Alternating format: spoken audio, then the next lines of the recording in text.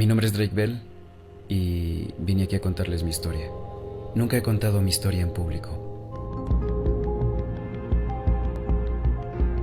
Hace no mucho se estrenó Right on Set: The Dark Side of Kids TV, un impactante documental que sumerge a los espectadores en las sombras detrás de las cámaras de los programas infantiles más icónicos, a través de una serie de entrevistas escalofriantes, grabaciones inéditas y testimonios conmovedores. El documental destapa una realidad desconocida que se esconde tras las sonrisas de la pantalla, siguiendo a un grupo de antiguos actores infantiles, ahora adultos, que deciden romper el silencio sobre los abusos psicológicos y emocionales que sufrieron a manos de poderosos productores y directores en la cúspide de su fama. Con cada relato se revelan los oscuros mecanismos de control, pintando un cuadro inquietante de una industria dispuesta a sacrificar la inocencia por el entretenimiento. Ponte cómodo que hoy hablaré del lado oscuro de la fama infantil. Todo comienza con Giovanni Samuels, miembro del casting de All That, y Alexa Nicholas, miembro de Zoey 101, contándonos que al principio Nickelodeon era un poco salvaje, pero siempre divertido, donde las estrellas siempre eran los niños con los padres alejados de la pantalla. A mediados de los 90, Nickelodeon traspasa los límites del entretenimiento infantil y es así como llega un joven y ambicioso Dan Schneider. De esta forma, en 1966, Dan sale de Memphis, quien se presentó a sí mismo como un joven gordo y torpe proveniente de padres que asistieron a Harvard, pero que nunca tuvieron altas expectativas sobre él. Si bien los primeros artículos sobre Dan dicen que este asistió a Harvard, eso es falso. Un día, a sus 19 años, Dan consigue un pequeño papel en una película para adolescentes en Memphis, lo cual le permite quedar seleccionado para la serie Head of the Classes, una de las comedias más importantes del momento gracias a que su cuerpo obeso causaba risas. Sin embargo, Dan aprovechó la oportunidad para demostrarle al mundo que era un gran escritor, y fue así como logró vender su primer guión a su misma serie de trabajo. Muchos años después, un ejecutivo de Nickelodeon lo contactó para proponerle escribir el piloto de All That. Dan acepta y así la serie se estrena en 1994 con un formato de sketches cómicos protagonizada por niños, algo novedoso para la época. Así Dan y su socio Brian Robbins logran llamar la atención de la prensa por su enfoque vanguardista que logra lanzar a la fama a los comediantes como Cal Mitchell y Kenan Thompson. La serie alcanzó tal éxito que pronto contaron con las visitas de las más grandes personalidades del espectáculo. Según los miembros de ese momento, Dan siempre fue un jefe divertido que buscaba que el set de grabación nunca fuera monótono, pues básicamente era un niño en el cuerpo de un adulto, siempre buscando que todos se rieran de sus bromas. Sin embargo, debido a las exigencias por tener éxito, los niños muchas veces fueron vulnerables para buscar la perfección y no podían quejarse, porque sus familias dependían de ellos económicamente. Aquí conocemos a Leon Frierson. Leon explica que se sentía muy incómodo cuando vestía los leotardos, pues sentía que su cuerpo estaba demasiado expuesto. Un día recibió el guión donde debía personalizar a Noseboy, un superhéroe, con una prótesis de una nariz muy grande y también representada en su capa dando la forma de un miembro viril, y que para ese capítulo efectivamente se hizo un chiste de eyaculación escondido sobre una mujer. Leon comprende que en ese entonces ignoraba todo esto porque deseaba seguir en el programa, pues sabía que estar junto a Dan significaba un éxito seguro. Katrina Johnson, antigua miembro de All That, revela que Dan fue su mentor y que estuvo presente en su primera audición y fue elegida personalmente por él para hacer el piloto. Su desempeño fue tal que un día la cadena de televisión llamó a sus padres para proponerles crear el show de Katrina. De repente, sus padres recibieron una advertencia de la productora señalando que Katrina había aumentado de peso, dejando en claro que no podía ser la gorda del programa, y poco después Katrina atravesó la pubertad, provocando que su cuerpo sea el de una mujer más que una niña, así que fue reemplazada por Amanda Bynes, una niña de 10 años quien demostró enseguida tener un talento nato para ser comediante por su humor y su carisma, así que Dan la toma como nueva pupila introduciéndola en All That. Leon recuerda aquellos días señalando que durante algunos momentos Amanda simplemente desaparecía y según los rumores siempre estaba con Dan escribiendo o presentando ideas. Pronto Leon y el resto logró ver cómo Amanda y Dan se hacían cada vez más cercanos. Debido a una ley, un padre o tutor de los niños debía estar presente en todo momento en el set de grabación. Sin embargo, Leon recuerda que los adultos preferían mantenerse al margen, a diferencia de los padres de Amanda, pues su padre siempre estaba presionándola y su presencia se sentía gracias a su relación con Dan para planificar la carrera de Amanda. Cuando Katrina fue prácticamente excluida de las escenas, decidió alejarse de la televisión para inscribirse en la universidad, y un año y medio después alguien le contaría sobre la existencia del show de Amanda, donde Dan vio su nombre en los créditos principales por primera vez, obteniendo así el control total de la producción. La industria que ocupan las niñas en Hollywood se dividía en un rol súper inocente y adorable como Shirley Temple, y del otro lado un rol hipersexualizado para consumo masculino. Fue entonces que, gracias a Amanda, Dan creó una nueva rama para jóvenes actrices basado en la comedia juvenil. Llegamos a 1999, donde conocemos a Christy Stratton y a Jenny Kilgen, algunas de las guionistas del show de Amanda. Jenny logró entrar gracias a un foro de fans donde Dan encontró uno de sus guiones y le encantó de inmediato. Christy recuerda que cuando fue contratada le dijeron que debía dividir su salario con otro escritor que resultaba ser Jenny para ahorrar gastos, algo que al parecer no afectaba a los hombres. Aún así, ambas aceptaron el trabajo. Ambas relatan que al principio todo fue muy llevadero y divertido, hasta que un día frente a todos sus escritores mencionó que para él las mujeres no eran graciosas y luego señaló que no soportaba a sus escritoras mujeres por ser demasiado cerradas. Fue entonces que Jenny comprendió que nunca debía llevarle la contraria a Dan. Un día Dan creó al personaje Penelope Tint pensando en la parte en medio entre el anu y el miembro.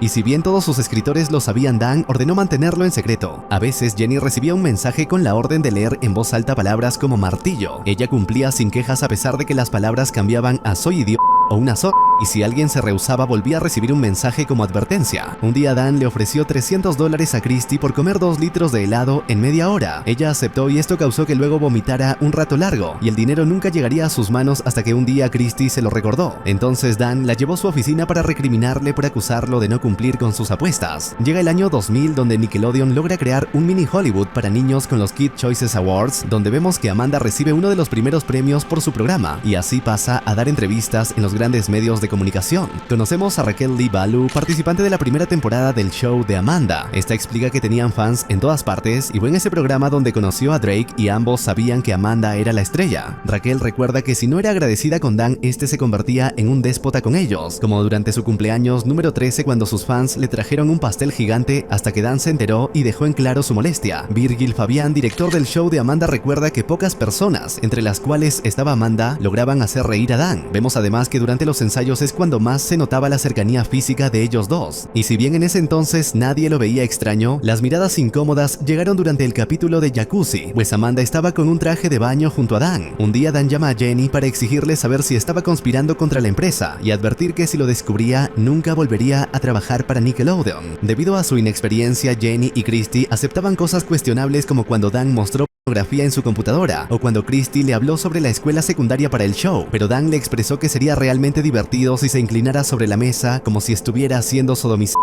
y solo así podría narrar su idea. Christy se niega, entonces Dan la manipuló hasta que la convenció mientras todos a su alrededor se ríen. Aquí la Christy adulta expresa que prefiere no recordar ese momento. En medio de esto, cuando Jenny descubrió que dividir su salario era ilegal, llamando al gremio de escritores para confirmarlo, y fue entonces que recibió la llamada de advertencia de Dan, pues el gremio le exigía que le pagara a ella y Christy por separado. Virgil cuenta que con el tiempo la actitud de Dan cambió, pues ya no era el hombre feliz y muchas veces solo aparecía para regañar a todo el mundo, llenando de tensión el ambiente del set de grabación, y era difícil de descifrar ya que Dan pasó a tener una personalidad bipolar donde alternaba entre alguien alegre y alguien odioso. Durante la última semana de trabajo de la primera temporada, luego de que Christy hablara con su gerente sobre ello, antes de salir del set le informarían que fue despedida por haber invitado amigos a su casa después de un concierto. Luego, cuando Jenny se reunió con Dan para hablar sobre la segunda temporada, este le ofreció un contrato de 16 semanas, pero con la condición de trabajar toda la temporada, que resultaba ser de 27 semanas. Al principio Jenny acepta, pero 4 días después, luego de que Dan llamara primero a todos sus escritores varones, la hizo pasar a su oficina para presentar su idea. Sin embargo, Dan cambia de tema y le pregunta si no sabía hacer sexo telefónico. Entonces Jenny decidió renunciar, pues ya no soportaba ser la única mujer al lado de Dan. Poco después, Christy recibe el llamado de Jenny revelándole que iba a demandar a Dan, lo cual le sorprendió, pues en ese entonces todos le tenían miedo. Su abogado logró ganar el juicio y llegar a un acuerdo económico, y si bien Jenny sabía que ese sería el fin de su carrera, lo aceptó al creer que salvaría a otras mujeres, pero pronto vio que nada cambiaría. El capítulo 2 continúa con una mujer que nos cuenta que durante su juventud deseaba ser actriz y que su madre fue una asistente legal en la industria del cine, por lo que conocía ese mundillo detrás de escena, y fue por eso por lo que nunca quiso que sus hijos formaran parte. Tiempo después, cuando nació su hija Brandy, demostró desde muy pequeña una fascinación por la televisión infantil y deseaba ser parte. Así que cuando se presentó la oportunidad de trabajar en el show de Amanda, ella llevó a su hija al casting y gracias a su carisma, Brandy fue contratada para un capítulo. Mientras los niños grababan, a los padres no se les permitía entrar al set y debían tratar con Jason Handy, un asistente de producción quien siempre fue amigable, pues siempre buscaba establecer un vínculo con las madres de los niños, haciendo que confíen en el show. Un día de camino a casa, Brandy le reveló que Jason había intercambiado correos electrónicos con los niños, y como en ese momento ella pensó que tener un amigo de la familia dentro del espectáculo ayudaría a Brandy, permitió que pasara. Una semana después de ese capítulo, Jason envía un correo nombrando los programas en los que había trabajado. A este le siguieron otros mientras conversaba con Jason sin motivos para preocuparse, hasta que tiempo después después, Brandy recibió un correo que la instó a apagar el computador y refugiarse en su habitación. Al indagar, en medio del llanto, Brandy le reveló que Jason le envió una foto suya desnudo con el mensaje de que estaba pensando en ella. Entonces, ella llega a la conclusión de que si llamaba a la policía sería juzgada por permitir que su hija hablara con Jason, así que solo se dedicó a alejar a Brandy del mundo del espectáculo. Pasado esto, vemos el pasar de los años en Amanda desde que llega con 9 años hasta que se convierte en una mujer adolescente de 18 años. En un programa, ella menciona que desearía asumir roles más adultos. De esta forma logró hacer algunas películas y participar en series como Malcolm, el de en medio. Llega el año 2002 y es cuando Dan crea What I Like About You en Warner Bros., con Amanda de 16 años como protagonista. Sin embargo, los problemas en el set continuaban, pues la idea de Dan no coincidía con la del co-creador del programa Friends llamado Will Calhoun, y como la cadena no confiaba en Dan, lo apartó del área de guiones. Sin embargo, en la actualidad Dan niega haber sido expulsado, pues alega que necesitaba centrar su energía en otro programa propio. Aún sin ese rol, Dan permanece en el set con Amanda como productor. Al mismo tiempo, Amanda se llevaba mal con sus padres, pues ella quería tener las libertades de un adulto a pesar de tener 16 años. Ante esto, Amanda intenta huir de casa y recurre a Dan, y así junto a otros productores comienzan a idear un plan para conseguirle la emancipación. Durante la historia, existía una larga lista de jóvenes artistas que lograron su emancipación para trabajar con más libertades y ganar mucho más dinero. Sin embargo, cuando el caso llega a los tribunales, la emancipación fracasa, y como Dan estuvo abiertamente involucrado, se rompió su relación con los padres de Amanda. Pasado esto, luego de que Dan abandona el programa de Warner Bros. Y pierde la oportunidad de hacer cualquier programa fuera de los infantiles, así que regresa a Nickelodeon, donde lo reciben con los brazos abiertos por todos sus éxitos pasados. Aquí Dan crea una nueva versión de All That con un nuevo elenco donde Dan vuelve a tener el poder total sobre las decisiones, pero ya se podía ver indicios sobre el trauma que Dan influía en los niños, cuando en un capítulo Dan llama al elenco y vemos que los niños básicamente se refieren a Dan como un dios que no deben cuestionar. Giovanni, quien fue parte de esa temporada, nos explica que entonces no sabía en lo que se estaba metiendo. También conocemos a Kyle Sullivan, quien llegó al nuevo programa gracias a su participación en Amanda Show. Brian Christopher, quien también fue parte y aceptó con gusto al saber que ayudaría a su familia. Estos relatan que los hacían trabajar horas extras con el consentimiento de sus padres. Un día Kyle participó de un sketch con una niña llamada Lisa, basado en consumir grandes cantidades de azúcar y café, y que en realidad más que divertido fue asqueroso, pues sus vías orales se congestionaron con una sustancia blanca y viscosa. Si bien Kyle sabía que Dan siempre trabaja sobre la línea moral, recuerda que siempre tuvo una buena relación con él, pero no en el caso de Brian, pues este recuerda que Dan alejaba de sí mismo a los niños de color. La madre de Brian relata que durante uno de los primeros capítulos utilizaron a Brian como un vendedor de galletas que actuaba como dealer de crack. Por su lado, Brian realizó el reto de cubrirse con mantequilla de maní para luego ser lamido por una manada de perros como si se tratase de alguna fantasía, y el resto de sus compañeros llega a participar de retos tan abrumadores como el Fear Factor real, sumergidos en lombrices, arañas, serpiente y demás animales e insectos, y hoy en día Brian comprende que aquello era una máquina de tortura legal. A medida que Dan adquiría más poder, su personalidad se hacía más violenta, tanto que muchas veces Virgil tuvo que hacerle ver que su presencia en el set pondría tensos a todos. Aquí conocemos a Carrie Finlay, una editora de varios de los proyectos de Dan, incluyendo a Drake y Joss. Esta narra que Dan solía sentarse en el fondo de la sala de editores, desde donde poder lanzarles comentarios degradantes muy a menudo. La presión para no ser despedida hizo que Carrie trabajara desde el amanecer hasta la medianoche sin comer o ir al baño, pues Dan siempre estaba observando. Un día, el trabajo la superó llevándola al hospital, pero su trauma hizo que al marcharse aún pensara en el trabajo, y cuando vio cómo Dan incumplió su promesa y le dio el lugar que a ella le correspondía por antigüedad y trabajo a un hombre sin experiencia,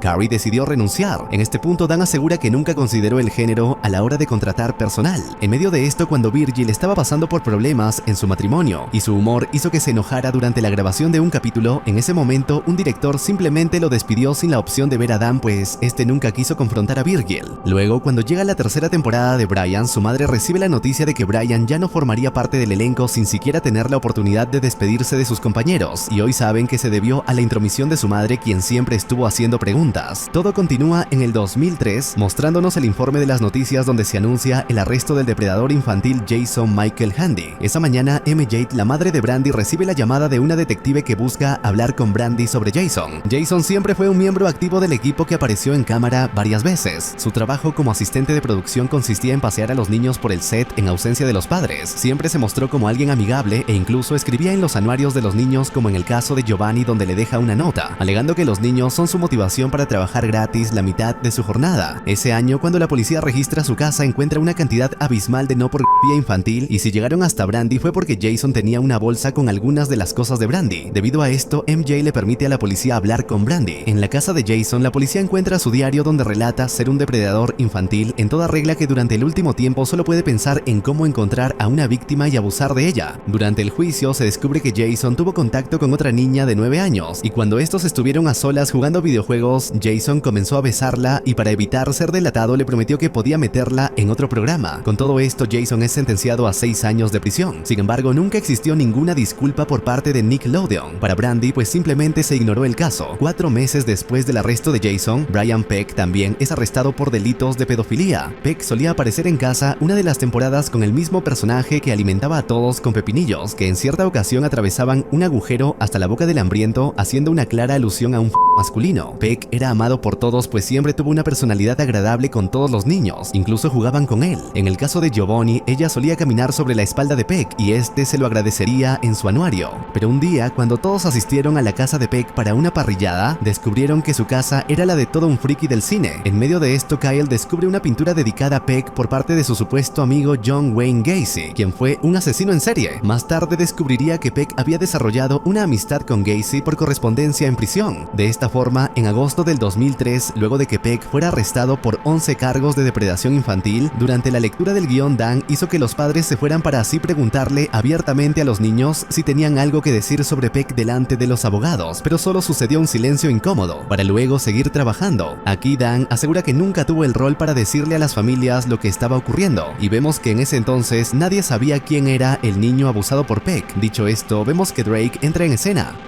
El capítulo 3 se pone más picante. Un Drake Bell adulto se presenta ante la cámara para contar su historia por primera vez al público. Drake procede a contarnos que comenzó a actuar a los 5 años cuando, debido al divorcio de sus padres, su padre buscó algo con que entretenerlo, y como Drake siempre fue un aficionado a hacer reír a los demás, cuando vio un anuncio de Kids Hollywood Connection decidió llevarlo a las audiciones. Pronto Drake tuvo un manager y un agente, pues consiguió participar de varios proyectos de comerciales, mientras todavía intentaba llevar una vida cotidiana yendo a la escuela. De esta forma, en los 90 fue invitado en Home Improvement, donde hacía de un pequeño constructor, incluso participó en una escena con Tom Cruise. Así, a los 12 años, en 1999, le surgió una audición para el show de Amanda, y cuando la hizo fue el mismo Dan quien lo contrató, pues aseguraba que Amanda había dado el visto bueno. Drake recuerda que la primera temporada fue de maravilla, donde siempre se divertía participando de los sketches. Llegaría el año 2000 cuando Nickelodeon se muda a Sunset, fuera de los estudios de Paramount. Fue ahí que Peck ingresa en la segunda temporada como entrenador de diálogo. En ese momento Drake lo veía como alguien amigable y divertido por su gran conocimiento sobre Hollywood, ya que Drake también era un amante del cine. En medio de esto, el padre de Drake recuerda que Peck había asegurado que podría conseguirle grandes papeles a su hijo, como actuar junto a DiCaprio, y fue entonces que aceptó que Drake fuera a su casa con la excusa de que Peck daba ahí las lecciones de actuación. Al principio todo fue divertido, pues Peck realiza fiestas en su casa con la presencia de los padres. Con el tiempo, Drake y Peck se hacen muy cercanos por sus intereses mutuos sobre el cine, pero ahora Drake comprende que Peck lo había calculado todo. El padre de Drake, que a diferencia del resto de padres, él no interrumpía la grabación, pero si bien casi siempre estaba fuera del set, nunca dejó de observar a Drake, y fue así como notó cómo Peck se acercaba a su hijo. Un día vio cómo Peck llegó al camerino de Drake para ayudarlo a vestirse, a pesar de que Drake pudiera hacerlo solo. Luego, mientras le entrega sus líneas, procede a acariciar las extremidades superiores de Drake, y esto sucedía a menudo. Un ejemplo de ello se puede ver cuando Peck se encuentra con DiCaprio halagando su belleza y tomando sus hombros propios de una caricia. Ante esto, el padre de Drake se dirigió a producción para expresar su incomodidad, pero entonces le revelaron que Peck era gay y por ello lo acusaron de ser homofóbico.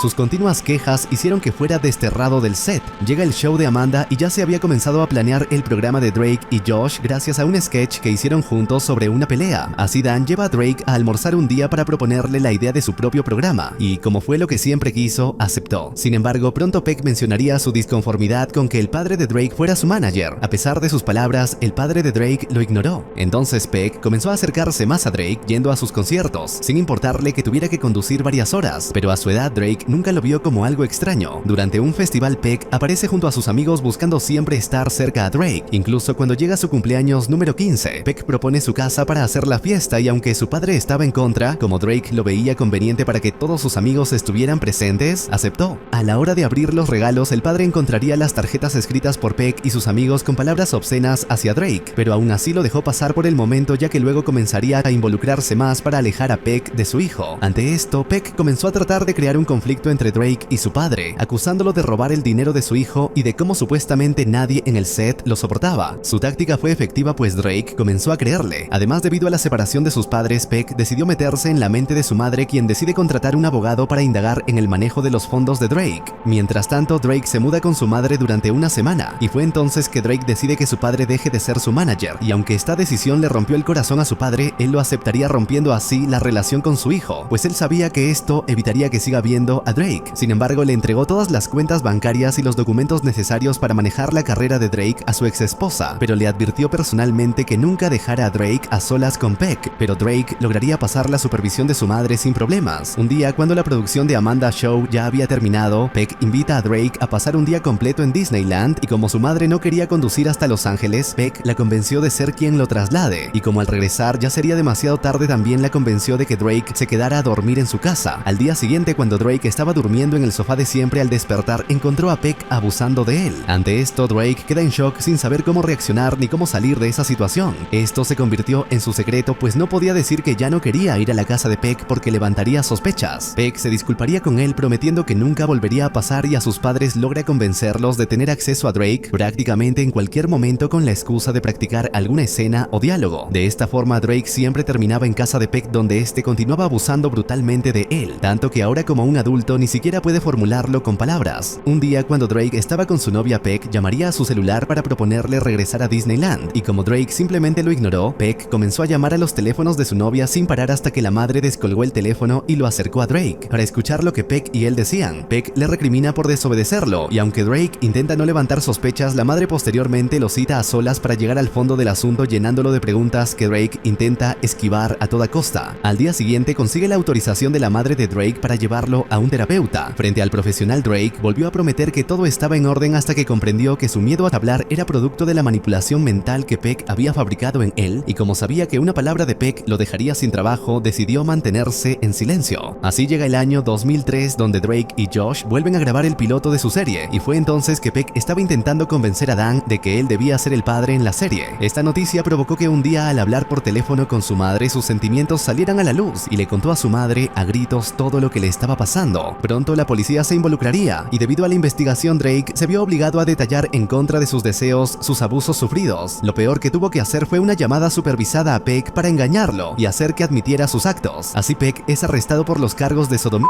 penetración forzada usando un objeto foráneo, haber utilizado a Drake para fabricar pornografía infantil y tocamiento oral, entre otras atrocidades. Pasado esto, Drake recibe la llamada de Dan preguntándole si el arresto de Peck estaba relacionado con él. Debido a su cercanía, Drake le dijo que sí. Ante esto, Dan le dejó en claro que no necesitaba escuchar más y solo le interesaba saber si estaba bien y si podía ayudarlo con algo. Pasado eso, cuando Drake llama a su padre para contarle sobre el arresto de Peck, este se pondría contento pues creía que nunca le puso las manos a su hijo. Al verlo así, Drake no pudo contarle la verdad. Aquí, entre lágrimas, el padre de Drake expresa que cuando se enteró de la verdad ya no volvió a ser el mismo y todavía siente dolor por lo ocurrido. Una semana después del arresto comienza la grabación de Drake y Josh, y ahora Drake comprende que gracias a ese programa su mente podía olvidar a Peck y divertirse, pero como Drake no sabía cómo procesar esa felicidad con el evento más traumático de su vida, esto lo llevaría a mucha autodestrucción pues intentaba escapar de sí mismo con el alcohol y drogas. Llega octubre del 2004 y es aquí cuando llega la sentencia. El capítulo 4 profundiza más en esta triste historia con Drake, contando cómo el día de la sentencia, al entrar en el tribunal, observó que del lado de Peck estaba repleto de personas y algunas que él conocía. En cambio, de su lado solo se encontraba su familia. Cuando le toca declarar, Drake se dirige a todos ellos señalando que siempre tendrán la marca de haber apoyado a Peck en ese tribunal a pesar de ser conscientes del daño que le causó. Al final, Peck no logra impugnar 2 de los cargos de abuso infantil y el juez lo condena a 16 meses de cárcel con una orden de registro de su casa. Aquí Kate Taylor, la abogada, explica que lograron que el tribunal abriera las cartas de apoyo a Peck, las cuales la mayoría pedían libertad condicional para él. 41 de esas cartas nunca fueron abiertas durante 20 años y se sabe que ni Dan ni altos ejecutivos de Nickelodeon las escribieron. Ahora se ha descubierto que dichas cartas provenían de personalidades de Hollywood como James Marsden, quien le asegura al juez que conoce a Peck desde su adolescencia. Taram Lilliam hace lo mismo, pero él le asegura al juez que Peck está arrepentido de sus actos. Alan Thicke, el padre de la comedia, también participa, así como el productor de X-Men Tom DeSanto, Ron Melendez, Ryder Strong y Will Friedle de Boy Meets World. Todo esto muestra la fuerte conexión de Peck Peck con la industria. Algunos, como Joanna Kearns, escribieron aseverando que Peck no hubiera hecho nada si no fuera tentado. En la actualidad, Kearns declara que escribió la carta en completa desinformación y de saberlo nunca lo hubiera hecho. Kimmy Robertson escribió culpando a Drake de haber provocado a Peck hasta su límite. Las cartas también llegaron de personas cercanas como el director de Amanda Showrich y Beth Correll, alegando que sería un placer volver a trabajar con Peck, y así fue, pues luego Peck termina trabajando con ellos en la producción de Disney Channel para Zack y Cody. En la actualidad, los Correll declaran que ellos no tenían elección en la contratación de Peck. En el 2005 sale a la luz el caso de Essel Chanel, un trabajador de Nickelodeon en Burbank, pues este trajo a un niño para el programa y luego se descubriría que abusó de él. Lo curioso es que Essel ya tenía condenas previas como delincuente sexual y Nickelodeon no lo alertó. Pasados los arrestos, Nickelodeon continúa creciendo con nuevas producciones como Zoey 101 con Jamie Lynn Spears, Victoria Justice en Victorious, Ariana Grande y Jeanette McCurdy en Sam y Cat, todo mientras Drake y Josh llegan a la cima en popularidad. Uno de los grandes éxitos propios de Dan llega en el 2007 con iCarly y Miranda Cosgrove como protagonista, lo cual se convirtió en todo un hito de la cultura popular por ser muy vanguardista al tratarse de un programa de internet. Incluso Michelle Obama aparecería en un capítulo. El éxito hizo que Dan obtuviera más poder que nunca. Al mismo tiempo, Disney Channel logra competir con Nickelodeon con éxitos como Hannah Montana y Zack y Cody. Como todo amante de la tecnología, Dan comenzó a publicar videos que él mismo grababa en el set para su cuenta en las redes, y si bien la mayoría solo muestran su trabajo con el resto del equipo, en los videos se puede ver el control total que posee sobre los demás. En uno de los videos, Dan se acerca sigilosamente a Janet para asustarla, y se ve claramente que, aunque ella no está conforme con esto, no puede mostrar una actitud de confrontación y debe seguirle el juego a Dan. Sin embargo, sus ideas eran evidentes cuando Dan traspasaba los límites de la sexualización de mujeres jóvenes, como cuando Ariana Grande fue mojada por completo en traje de baño, bofetadas con salchichas y mujeres agitando pesas frente a la cámara. En el caso de Zoey 101, la trama se centra en una secundaria tipo internado, y ahora Alexa Nicholas comprende que su personaje solo existía para el disfrute de los hombres, llevando poca ropa y comportamientos sexualizados. En uno de los capítulos, cuando ella no logra abrir un dulce de su envoltorio y Jamie llega para ayudarla, el contenido se derrama sobre su rostro. Lo extraño sucede cuando entra alguien de producción para hacer el efecto de la eyaculación con una jeringa. Todos los ejecutivos se ríen y en ese momento uno de ellos expresa que acaban de recrear una corrida. Mike Denton, un camarógrafo, relata que grabó varias escenas con una insinuación obvia sobre cosas siendo mordidas, Coco simulando senos, movimientos de cadera y muchas mujeres en traje de baño con mucho zoom, sobre todo en los pies y las lenguas. Durante Victorious, Dan lo llevó a un extremo con escenas extra online donde vemos a Ariana Grande poniendo tomates en un sostén, lamiendo sus pies y derramándose agua sobre el rostro en una posición incómoda sobre su cama, y masajeando una papa con una clara forma de miembro. Y como el programa era para niños, la pregunta es para quién eran las insinuaciones sexuales. La persona anónima que trabajó para Dan relata la incomodidad que se sentía al caminar al set y ver cómo Dan tenía a alguien dándole masajes, y casi siempre mediante las manos de una mujer de departamento de vestuario. Además, recuerda cómo una de sus compañeras fue llamada por Dan para un masaje privado en su oficina, y aunque estaba angustiada, cumplió con sus deseos, y aunque todo Nickelodeon sabía de estos comportamientos, nunca hizo nada para cambiarlo. Llega el año 2014 cuando se realizan los Kids Choices Awards la noche para celebrar a sus estrellas, pero sobre todo para celebrar a Dan, y vemos que ese día recibe alabanzas de todos los presentes como si fuera un dios, pero la única persona en no asistir es Janet. A las personas les pareció extraño, pues ella era parte de iCarly como coestrella. 8 años después, Janet publica sus memorias como estrella infantil y del abuso que sufrió a manos de su madre, y es aquí que describe a un productor de programas de televisión anónimo que los conocedores especulan que se trata de Dan. En su libro relata que el productor posee un lado generoso y exageradamente elogioso, y otro lado mezquino, controlador y aterrador. También vemos que en un podcast menciona que ese productor es alguien abusivo, pues se la pasaba insultando y haciendo sentir inútil al resto si algo no salía como él pensaba. La experiencia de Janet empeora con Sam y Cat, lo que llega al mismo tiempo que la muerte de su madre, pues solo le dieron una semana de descanso. La situación se volvió tan estresante que Nickelodeon abrió una investigación interna, descubriendo así que Dan era el contribuyente a la cultura tóxica del lugar. Debido a esto, a Dan se le restringe interactuar casi exclusivamente con el elenco, lo cual creyeron que fue suficiente castigo, pues no podían deshacerse de él gracias a sus éxitos. En el presente, Dan alega que la prohibición nunca fue tal, sino que prefirió darles notas a los actores desde su oficina. Llega el 2017, Dan regresa con 2 nuevos programas, Henry Danger y Game Shakers, pero ahora la cultura ha cambiado lo suficiente en el rechazo sobre el acoso gracias a las redes sociales como el movimiento Me Too. Fue entonces cuando la trabajadora anónima decidió contarles lo que vivió a su sindicato. El presidente de este le revelaría que no sería la única mujer con la misma queja y que lo estaban investigando. Ese mismo año, Nickelodeon inicia una nueva investigación sobre Dan impulsado por el movimiento Me Too. Fue entonces cuando Dan es despedido de la productora. En ese momento, Dan aseguraba comentaba que él se apartaba de la industria para descansar y disfrutar su vida, pero detrás de escena Nickelodeon literalmente cambia las cerraduras de Sunset en lugar de grabación de los éxitos de Dan. Sin embargo, la investigación nunca encontró pruebas de abusos a los niños por parte de Dan durante las grabaciones, pero sí hacia los otros empleados. En el 2021, Dan le expresa al New York Times que estaba listo para resurgir con un nuevo show después de varios años, pero en la actualidad su regreso parece imposible. Dicho esto, los actores que ahora son adultos señalan que participar en esos programas les dejó un trauma en su ser y su salud mental que sigue latente hoy en día, pues varios de ellos tienen problemas con su autoestima. Kyle explica que al ver cómo, a pesar de que los pedófilos que llegaban y se iban del set simplemente se seguía filmando, esto hizo que creciera desconfiando de las personas. Después de Drake y Josh, Drake lanza su segundo álbum y participa de varias películas, pero la sensación de cansancio lo atormentaba, alimentando su comportamiento autodestructivo, y con el tiempo se declara en bancarrota y pierde su casa como muestra de ello.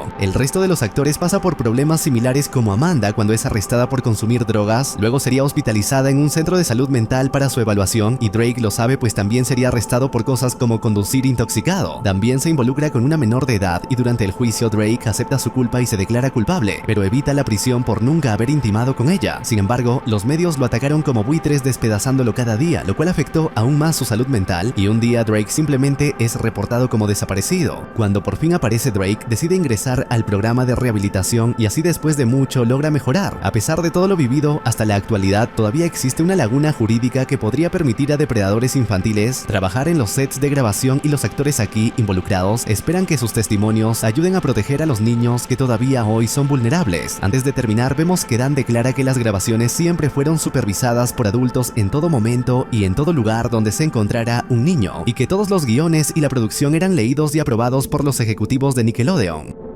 Todo continúa con el recién estrenado episodio 5, titulado como Rompiendo el Silencio. Aquí se nos muestra cómo el lanzamiento de esta serie ha causado alborotos en los medios de Estados Unidos, trayendo a la vanguardia todos los casos de abusos y maltratos que ocurrieron en Nickelodeon, así como el escandaloso respaldo que los abusadores recibieron por parte de figuras de Hollywood. Además, nos muestra los debates y discusiones que el documental ha provocado en las redes, gracias a las reacciones de los influyentes que, en su mayoría, no han dudado en condenar los actos corruptos de la industria. Después de los eventos narrados en los primeros 4 capítulos, la periodista Soledad O'Brien se encuentra con Drake para entrevistarlo. Previamente muestra cómo, tras sus declaraciones, el mundo expresó su apoyo a Drake y manifestó el horror ante la escasa implicación de los adultos en el pasado. Drake le cuenta a Soledad que la decisión de romper el silencio después de tantos años fue difícil. Aunque se lo había propuesto anteriormente, no se sintió con el valor suficiente hasta que el personal de la serie se puso en contacto con él y lo hizo sentir seguro. Soledad le pregunta sobre el caso de Peck y cómo, al entrar al juicio, vio que este era respaldado por decenas de personas que Drake conocía de la industria, así como su opinión al enterarse de que famosos como Will Friedle y Ryder Strong de Aprendiendo a Vivir escribieron cartas en apoyo a Peck. Sin embargo, recientemente estos decidieron hablar sobre sus cartas en su podcast. Así vemos que Will explica que Peck les pidió que lo apoyaran y fueran al juicio, pero muchos lo hicieron sin comprender completamente la situación. Ahora Will reconoce que estaban del lado equivocado, especialmente cuando la madre de Drake confrontó a Peck, señalando que, a pesar de todos los famosos que lo respaldaron en la corte, eso no cambiaría sus crímenes contra su hijo. En ese momento, Will comprendió su error y sintió un profundo remordimiento. Con esto, Soledad le pregunta a Drake si las palabras de Will han afectado su perspectiva sobre aquel día. Aunque duda al principio, Drake deja en claro que nada ha cambiado, ya que trabajó con Will en Spider-Man y tuvo muchas oportunidades para disculparse, pero nunca lo hizo. Sin embargo, comprende que cada persona procesa sus traumas de manera diferente y aprecia la nueva perspectiva de Will. Aún así, durante todos estos años, ninguno de los que escribieron las cartas se ha puesto en contacto personalmente con él. Soledad deja en claro que le sorprende que el juicio no haya sido un escándalo mayor. Drake expresa que él tampoco puede creerlo, ya que 3 o 4 meses antes de la detención de Peck se había descubierto el caso de Jason Handy, y la cobertura mediática fue prácticamente inexistente cuando Peck fue arrestado. Lo que más le sorprende es que, incluso después de haber sido registrado como un agresor sexual, se le permitiera seguir trabajando en programas infantiles. Soledad menciona su asombro al descubrir que Dan sí lo apoyó en el caso, por lo que le pregunta cómo encaja este suceso con los testimonios de aquellos que lo acusan de haber sido maltratados por él. Drake explica que fue difícil para él ver esos testimonios, y si bien solo puede hablar de su experiencia con Peck, no planea restar importancia a las experiencias de los demás. Dicho esto, recalca que Dan fue el único miembro del canal que se acercó para brindarle su apoyo. Soledad continúa y le pide saber cómo ha procesado su trauma desde entonces, y si Tracy piensa que lo sucedido con el caso de Amanda es la norma en el mundo del espectáculo infantil con los niños actores. Drake revela que pasó años sin querer hablar con nadie, ni siquiera tratándose de terapia, amigos o familiares. Fue a rehabilitación donde los tratamientos comenzaban a las 8 de la mañana y terminaban a las 8 de la noche, atravesando terapia de trauma, terapia de grupo e individual, entre otras disciplinas. Por ello, cree que gran parte de su evolución se debe al haber convivido en grupos donde pudo escuchar las historias de los demás y comprender que no estaba solo. A pesar de lo vivido, Drake acepta que las decisiones como consumir drogas o conducir ebrio fueron tomadas por cuenta propia y debe responsabilizarse por ello, pero eso no quita el reconocimiento de que todo tiene un mismo origen traumático. Luego, Soledad le pregunta cómo es su relación con sus padres después de la publicación del documental. Drake expresa que su padre es muy sentimental y tiene una increíble relación con él, a pesar de haber pasado tantos años separados. En cuanto a su madre, también llevan una gran relación y ahora que siente que después del documental muchos atacaron a su madre, desea explicar que si hubieran estado en su situación, seguramente también hubieran sido engañados por la mente manipuladora y sociópata de Peck. Dicho esto, Soledad le pregunta sobre Josh, su compañero de escena, ya que las personas han tomado una postura hostil hacia él en reacción a su historia. Drake cuenta que Josh se puso en contacto con él y, si bien es un tema difícil de procesar, mantienen una relación única y especial como amigos. A continuación, Soledad nos muestra escenas inéditas del documental donde vemos a Drake revelar que sus emociones brotaron muchas veces, casi superándolo, pero afortunadamente tuvo la oportunidad de escribir canciones como forma de expresarse y desahogarse, utilizando la música como su terapia en esa época. Entonces, Soledad le pregunta qué papel ha tenido la música en su vida desde entonces. Drake explica que para él, la música es como su diario, ya que siempre ha escrito sobre su vida. Después del documental comenzó a escribir aún más, y su última canción y el vídeo que la acompaña, que trata sobre abusos, su rehabilitación y otras experiencias, representan su obra más vulnerable, sincera y reflexiva que jamás haya escrito. Así vemos que el vídeo recrea cómo Peck lo lleva a solas a su camerino y sucesos como su accidente de auto. Dicho esto, Soledad le agradece por sus palabras y le deja en claro que muchas personas necesitaban escuchar su testimonio. Luego, Soledad trae al estudio a Giovanni Samuels y Brian Herne, a quienes les pregunta cómo han sido sus días después del documental. Estos revelan que la sorpresa por la repercusión fue tal que tuvieron que alejarse un tiempo de las redes sociales. Dentro del apoyo que recibieron, notaron que muchos de los que expresaban su repudio dijeron que sus infancias fueron un trauma escondido que ahora les afecta directamente al conocer la verdad, pues lo que antes les causaba risa, ahora solo despierta horror. A pesar de ello, Giovanni desea dejar en claro que aún quedan partes buenas y que ellos dos se encuentran bien. Soledad trae a discusión el reciente vídeo de Dan, donde este se defiende y se disculpa por sus actos. Vemos a un Dan mayor pidiendo perdón a todos los niños que estuvieron bajo su responsabilidad si alguna vez tuvieron que hacer algo que no querían porque les causara incomodidad. Asegura que, de haberlo sabido entonces, habría cambiado todo. Sin embargo, vemos que a ambos les causa gracia este vídeo. Brian recuerda que Dan, antes de ser productor, fue un actor, por lo que cree que todo lo que dijo fue actuado. Además, no comprende por qué no se disculpó cuando Janet McCurdy publicó su libro o cuando Angelique Bate declaró públicamente. Soledad continúa y les muestra a Dan asegurando que los chistes inapropiados fueron escritos para niños porque los mismos niños pensaban que eran graciosos. Ahora que esos niños son adultos y ven los programas 20 años después, tienen otra perspectiva sobre el humor y lo repudian. Ante esto, Giovanni deja en claro que cuando eran niños eran ingenuos y al ver que los productores y guionistas se divertían con los chistes, simplemente les seguían la corriente. Debido a su edad, pasaban por alto muchos de los chistes porque no los comprendían y solo obedecían las órdenes porque Dan era la estrella que creaba más estrellas. Aún así, cuando sucedieron cosas como la controvertida escena de los pies, incluso ellos la veían como algo extraño, pero al notar que los adultos se reían, simplemente se quedaron callados. La entrevista de Dan continúa y ahora explica que la diversidad siempre fue importante para sus programas, lo cual puede comprobarse en todos ellos, ya que muchos tenían a un actor de color como protagonista. Giovanni explica que durante el programa su presencia, así como la de Brian, era muy notoria, ya que eran los únicos dos actores de color. Brian señala que en el vídeo se ve claramente cómo Dan los ignora, ya que la pregunta sobre la diversidad es para ambos, dado que aparecieron en el documental, pero Dan responde poniendo como ejemplo a otros actores de color. Soledad les pregunta si han vuelto a hablar con Dan desde el documental y Giovanni revela que recibió una llamada de Dan antes de la emisión, preguntando si podía dar una declaración de apoyo hacia él. Después lo vio en un evento donde Dan le preguntó en repetidas ocasiones si se divirtió en el set de grabación. Entonces Giovanni le reveló que su presencia lo atormentaba. Dicho esto, Giovanni y Brian dejan claro que no permitirían que sus hijos fueran actores siendo niños. Luego, a solas con Brian, Soledad le pregunta sobre el momento en que fue apartado de la industria. Así vemos a su madre, Tracy, explicando que en ese entonces la personalidad de su hijo cambió a la de alguien alguien depresivo. Aquí Soledad le pregunta sobre la decisión de alejar a Brian, y Tracy le dice que no buscaba que su hijo fuera una gran estrella, sino que solo deseaba criar a un hijo sano. Cuando Brian fue despedido, sabía que había sido por sus intromisiones en el set, y cuando recibió la noticia pudo ver cómo su hijo se encorvaba, como señal de que había perdido algo de su esencia. Brian añade que en ese momento se echó la culpa a sí mismo, incluso pensó que lo mejor hubiera sido no contarle nada a su madre para evitar los escándalos. Tracy recuerda que después del despido la relación con su hijo se arruinó, ya que Brian ya no confiaba en ella y estaba resentido, incluso se escapó de su casa. El documental sirvió para volver a unirlos, ya que fue como una revelación para volver atrás en el tiempo y descubrir como madre que el origen de sus problemas estaba ahí. Después de ver el documental por separado, ambos aceptaron volver a hablar. Brian explica que luego de ver la escena llamó a su terapeuta, pues estaba listo para hablar con su yo de 13 años y decirle que no fue su culpa ni la de su madre. Dicho esto, Soledad les muestra un vídeo de Raquel Lee Bolo, una mujer de color y miembro del show de Amanda. En el vídeo, Raquel cuenta sobre el día en que grabaron un sketch con la temática de hacer literalmente lo que se decía. Fue así que, al pedirle a su compañera que escupiera sus palabras, ella le escupió agua en el rostro. Esto enfureció a Raquel, pero entonces un productor la alejó para dejarle en claro que si bien cambiaría lo del agua, no debe causarle problemas a la estrella del show con su actitud. Al ver esto, Tracy y Brian comprenden que fue un trato racista. Además, ella expresa que le decepciona que no existiera más diversidad cultural en el set, en lugar de un solo negro que busca representar al resto del mundo no blanco. Por ello, les aconseja a los actores negros de la actualidad que si lo desean, se adentren en la industria, pero si tienen problemas, que no duden en alejarse. Pasado esto, Soledad trae al estudio a Shane Lyons, ex miembro de All That. Shane cuenta que participar en el programa fue un sueño cumplido y lo disfrutó hasta que sin motivos aparentes lo despidieron a los 16 años. Durante su infancia compartió el set con Brian Peck, quien ciertamente era un hombre encantador y carismático, como todos decían. Ahora que conoce la historia de Drake, comprende que es alguien valiente por contarle al mundo todo lo aterrador que vivió. Por ello, Shane se siente bendecido y afortunado porque nunca tuvo problemas de esa naturaleza, aunque sí hubo incidentes indirectos, como cuando Peck le habló sobre sus bolas azules sin que él supiera a qué se refería. Ahora que es adulto, cree que la protección de los niños debe comenzar con actualizar la ley para que ninguna persona procesada por pederastia pueda trabajar en los sets de Hollywood, pues actualmente la ley permite que siempre y cuando haya un adulto responsable en el set, las empresas no deben solicitar los antecedentes penales de sus trabajadores. Justo en ese momento, Soledad hace que Giovanni y Brian entren en escena. Giovanni explica que, aunque no se vean todos los días, los considera sus hermanos y al verlos ahí solo puede recordar los buenos tiempos, como si el tiempo no hubiera pasado, y lo único que le duele es que haya tenido que pasar el documental para que todos se reunieran. Para terminar, los entrevistados expresan que esperan que el documental continúe influyendo en las personas para que finalmente se produzca un cambio real en el sistema.